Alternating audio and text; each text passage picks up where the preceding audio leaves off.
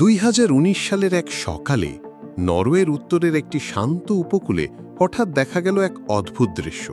পানির মধ্যে ভেসে বেড়াচ্ছে একটি সাদা রঙের বেলুগা তিমি।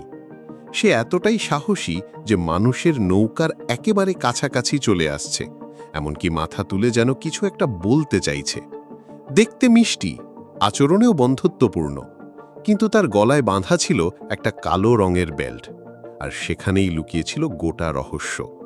বেল্টটির গায়ে লেখা ইকুইপমেন্ট সেন্ট পিটার্সবার্গ। নাম শুনেই চমকে উঠল সবাই। রাশিয়ার সেই বিখ্যাত শহরের নাম কেন একটি তিমির শরীরে বাঁধা হ্যারনেসে লেখা থাকবে? লোকজন ভেবেছিল এটা হয়তো সার্কাস থেকে পালানো কোনো প্রাণী, কিন্তু সামুদ্রিক গবেষকরা যখন তিমিটিকে ভালোভাবে পর্যবেক্ষণ করলেন, তখন স্পষ্ট হয়ে গেল এই তিমিটি কোনো বন্যপ্রাণী নয়, বরং মানুষ দ্বারা প্রশিক্ষিত। তার হাবভাব, মানুষের প্রতি বিশ্বাস, এমনকি মানুষের নির্দেশে কাজ করার প্রবণতা ছিল একেবারে সেনাবাহিনীর প্রশিক্ষণপ্রাপ্ত প্রাণীর মতো। এই খবর মুহূর্তেই ভাইরাল হয়ে গেল। সোশ্যাল মিডিয়ায় তাকে ডাকা হতে লাগলো হাভালদিমির। একদিকে নরওয়েজিয়ান ভাষায় হাভাল মানে তিমি, আর অন্যদিকে রাশিয়ান প্রেসিডেন্ট ভ্লাদিমির পুতিনের নামের ছায়া। তিমিটি শুধু সাঁতার কাটছে না, সে মানুষকে অনুসরণ করছে, মোবাইল পড়ে গেলে ফিরিয়ে দিচ্ছে, এমনকি ডুবুরিদের পাশে এসে দাঁড়াচ্ছে। কেউ কেউ তাকে ডাকছে সমুদ্রের বন্ধু, আবার কেউ বলছে রাশিয়ার গুপ্তচর। মূল রহস্যটা হলো এই তিমিটিকে আসলে কোথা থেকে পাঠানো হয়েছে।